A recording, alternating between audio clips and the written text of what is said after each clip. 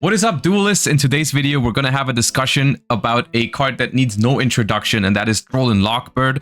Of course, that card is one of the most controversial cards at the moment. Should it be banned? Should it not be banned? And maybe can we find a compromise where there's maybe a more balanced version of the card that they could make so that we could get rid of Droll and Lockbird? Without further ado, please enjoy the discussion and join it in the comments down below. But please be civil. If people disagree with you or you have a different opinion, be nice about it. Without further ado, hope you enjoyed today's video. Let's get started.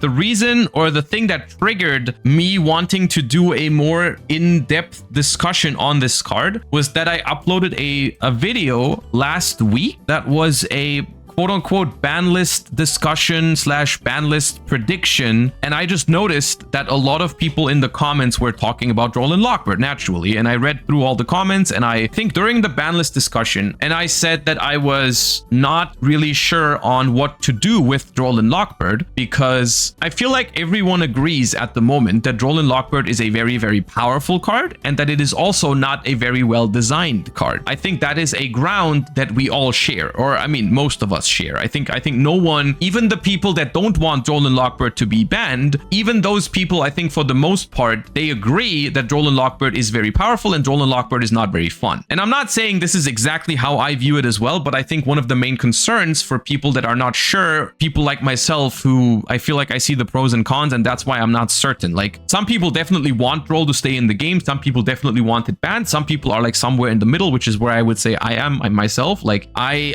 don't like Droll and Lockbird, but I feel like Droll and Lockbird does prevent some really crazy things from happening, and that's why some people argue Droll is needed. However, that's not even really what I want to discuss today. That's not the main point of the discussion. We can talk about that a little bit later as well, but something I thought was really interesting was that during the ban list discussion, I mentioned that I would be happy if they banned the Droll and Lockbird and maybe replaced it with another card that has like a similar purpose of punishing decks that search like excessively or trying to do something really crazy, but just isn't as toxic of a card like Droll and Lockbird. And that's the reason why I wanted to talk about this today, because I noticed that a lot of people in the comments really liked that idea, and a lot of them left comments saying like, what if we replace Droll with this? What if we replace Droll with that? Right? They made suggestions of like how a new and more balanced version of Droll and Lockbird could look like, and that's what I want to talk about, because I think that argument of, yeah, you can just tell a format is bad when Droll and Lockbird is being played, and Droll and Lockbird is a necessary evil because it prevents the craziest stuff from happening and it really punishes the crazy decks. That maybe used to be true, but I feel like nowadays Droll and Lockbird even hits the fair decks way too hard. Like, we just built a Sky Striker deck for locals. That deck is not doing anything unfair. Still, Droll and Lockbird destroys it. And there's a lot of other examples like this. Like, even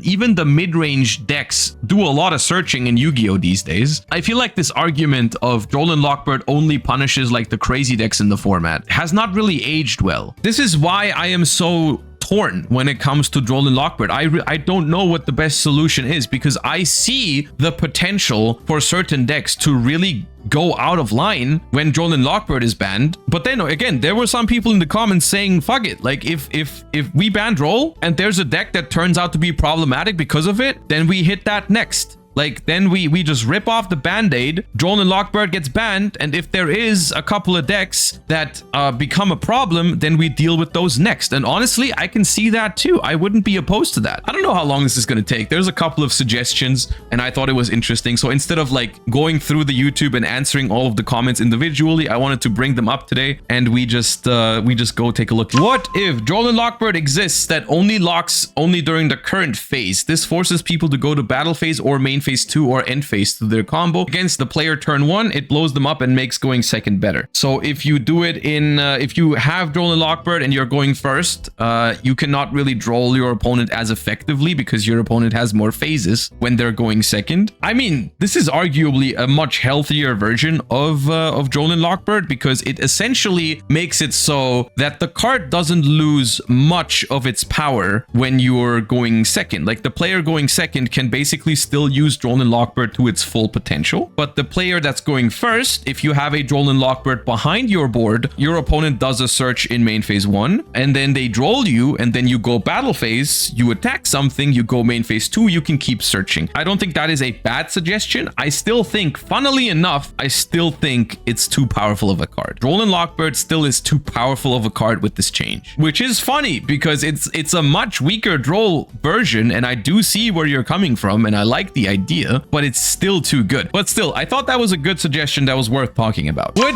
being a lingering effect till the end of the next turn for Droll be more fair? It basically makes it last for 2 turns. You might think that that is interesting. Here's a couple of things, right? It would kill it for some decks going second, right? This is basically the same thing as with Shifter, where not every deck can play it, because if your deck is bad under Shifter, if you Shifter your opponent, so going second Droll and Lockbird becomes a bad card in a lot of decks now. But then it does not remove the card from the game, it just limits the amount of decks that can play it. Malice could still use Droll and Lockbird, because then I guess, okay, yeah, you're sure, no Red Ransom next turn, no Chessy Cat next turn, but if Droll and Lockbird is really strong against a certain deck, it might still be worth it. It's like Shifter, it still exists, it's just not every deck can play it. Do you know how broken this makes Droll and Lockbird as an out to a Mole Charmy? Like, if you get Charmied and you Droll yourself on your turn, but it also Drolls your opponent for the next turn, that's insane. I think that's what ultimately kills this suggestion for me. I think this is why I don't think this works. What about something like Nibiru, but for searching? I feel like with Droll, part of the issue is they just test the waters on the first action, then do whatever they want. Whereas if they had to respect it for the whole turn, it would actually force people to play different by default. For example, if your opponent has added at least 2 cards from their deck to the hand this turn, except by drawing, quick effect, based on the number of cards they have added, apply the following effects in sequence. If they've added 2 cards, you draw 1 card. 3 cards, you can target a card your opponent controls, negate its effects this turn. 4 cards, this card and its effects cannot be negated. 5 cards, if you control no cards, add a card from your deck to your hand. 6 cards, you can shuffle a card on the field into the deck. 7 cards, if you control no cards, it becomes the end phase. So this chatter has, I think, had the most interesting suggestion, and I don't know if I agree with the exact layout of these effects, right? I do like the idea here, right? I do like the idea because I think the first sentence here is actually true with Droll and Lockbird, right? Because with Droll and Lockbird, I feel like one really annoying part of the card is that it doesn't really change people's behavior, people's combos, right? Nibiru, I think, is the perfect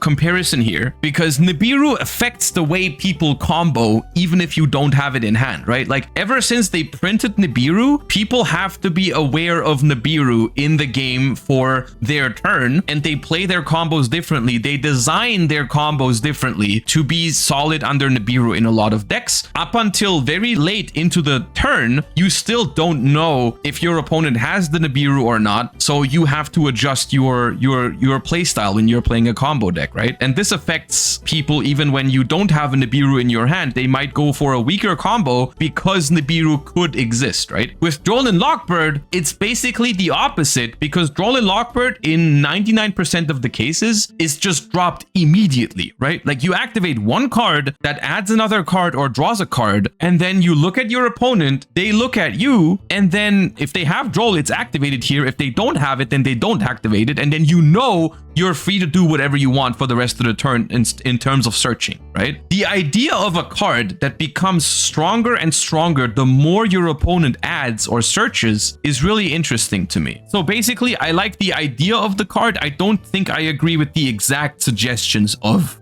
this here. For example, I would argue that you should probably already start at 1 card. Like, when your opponent has added 1 card from their deck to their hand, you can already do something. However, I think there's one big thing about this card that I really don't like, is that you can ash it. But actually, you know what? Actually, no, you kind of cooked, because you said if they added 4 cards, this card and its effects cannot be negated, which is really cool, because that means if your opponent searched too often, they can't ash it anymore. My own solution, and I think someone else has also made this comment, is that you there's the other solution is make a Charmy that is like shared right, which I think is cool. But I think this might even be better than that. The wording might not be perfect on this. Like this is not PSCT perfect wording, you know? The idea behind it is really sound. And we can probably argue, okay, how would I do this if I were to design it? I don't know if I would have to go all the way up to 7. Let's make one. We start at 1, draw 1 card. I think that's simple. If your opponent has added a card this turn, this is Upstart Goblin, sure. If you control no cards, this card's effect and activation cannot be negated. I think that'd be fine. The problem is, at which point does it become too powerful? Because I feel like we shouldn't be punishing like people that add 2 cards from their deck to their hand like crazy. You need to make it unusable going first. We need to make it worse going first, but not unusable.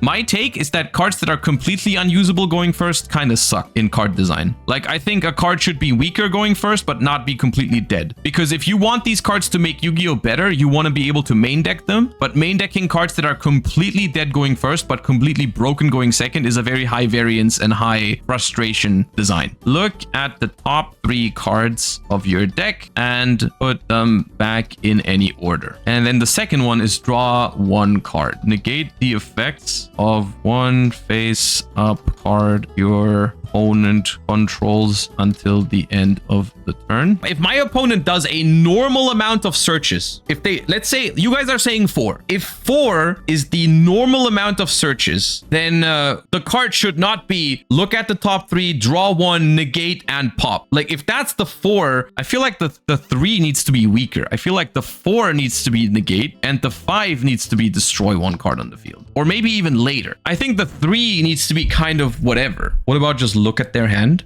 Sure. I think this is a not super broken effect that is very underrated. I feel like we could also make bigger steps at certain points. Like, we don't have to go 1, 2, 3, 4, 5, 6, 7 or whatever. We can do 1, 2, 4, 6, 8 or something. Let's say the 4 effect is hand add until the end of the turn. This would make this card interesting for both players, right? Because the player going first has to, like, they have to make their you get 4 searches, right? You get 4 searches before your opponent can droll you. So you get to decide, okay, which are the most important searches in my deck, right? And we said earlier, 4 searches is a healthy amount of search. So after your opponent searches 4 times, you can stop him for the rest of the turn, which lets your opponent, there's like a lot of skill involved in making your first 3 or 4 searches that are the most important one. As a White Forest player, I would take this over Droll 100 out of 100 times. I think so too. I think playing against this card seems a lot more skill testing and a lot more interesting than playing against Droll and Lockbird. Because there's going to be a lot of decks that could call it a day after 3. They could be like, if this card is very popular in the format, you could just be like, okay, you know what? I'll stop after 3 so that you don't get the removal effect. You can do your little pot of duality, right? Look at the top 3, draw 1 card. That's fine. But I'll just call it a day after 3 searches and just make my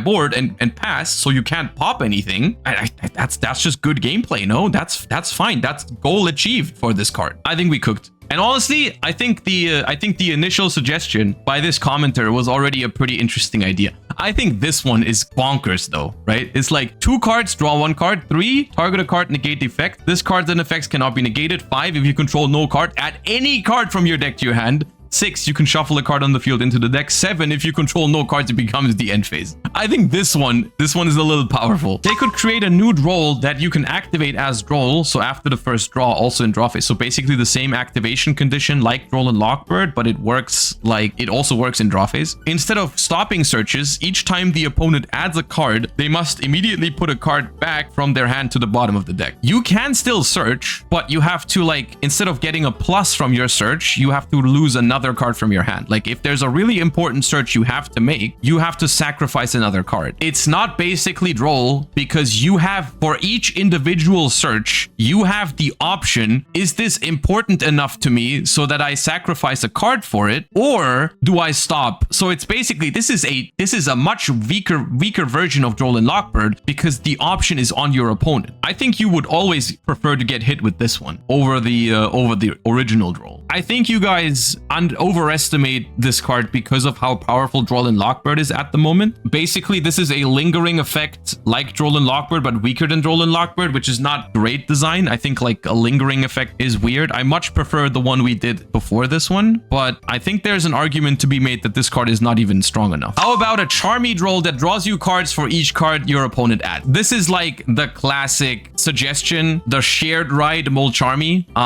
I think this is a good suggestion as well. It's much simpler than this one, but I think this card is also basically, I think this is fine. I don't like that you can't use it at all when you go first, because I genuinely, I mean, I've said this a couple of times about the Charmies. I don't like this when the card is completely dead going first. I think this Charmy would be fine. Like a Droll that lets the opponent search a limited amount of times, like until the end of the turn, you can only add one spell, one trap, and one monster from deck to the hand. I think limiting the amount of searches like this is also not the worst idea. Like, because I think Droll is just, the reason why Droll is so toxic is because it comes down so early and it just says no more, right? Like, zero. Like you just have to stop now. I don't care what you have in your hand. I don't care that you drew 3 cards that search something. You just can't do it at all. And I think this is of course healthier than Droll. I just want to get away from a lingering effect if possible. We want more stuff that lets us just make half boards. I mean, I would argue that Yu-Gi-Oh with half boards is the most fun way to play Yu-Gi-Oh these days, right? Like I think there's a lot of games where you either don't get to play or you do everything, and those games are usually not interesting. I think the most interesting games of Yu-Gi-Oh are being played when half boards are being made, which ultimately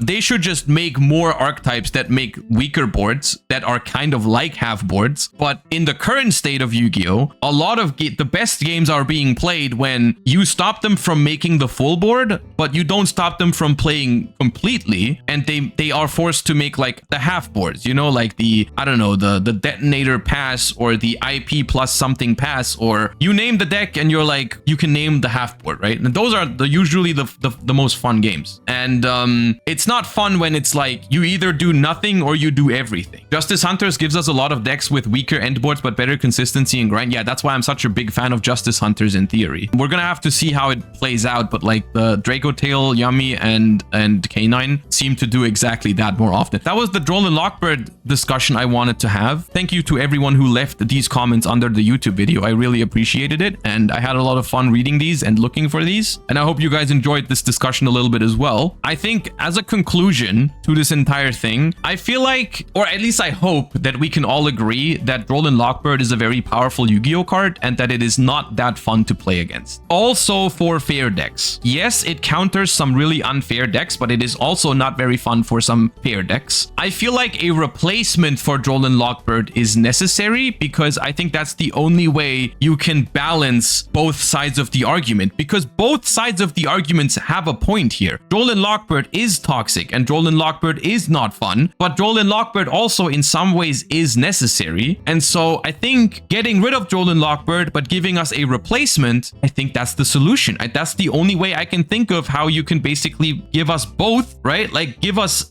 something like Droll and Lockbird, but then get rid of the card that is so annoying and so toxic. I hope that is something that people can agree on, at least, even though I know, you know, when it comes to these kind of things, a lot of people like to disagree with each other, but I feel like that'd be something we could agree on.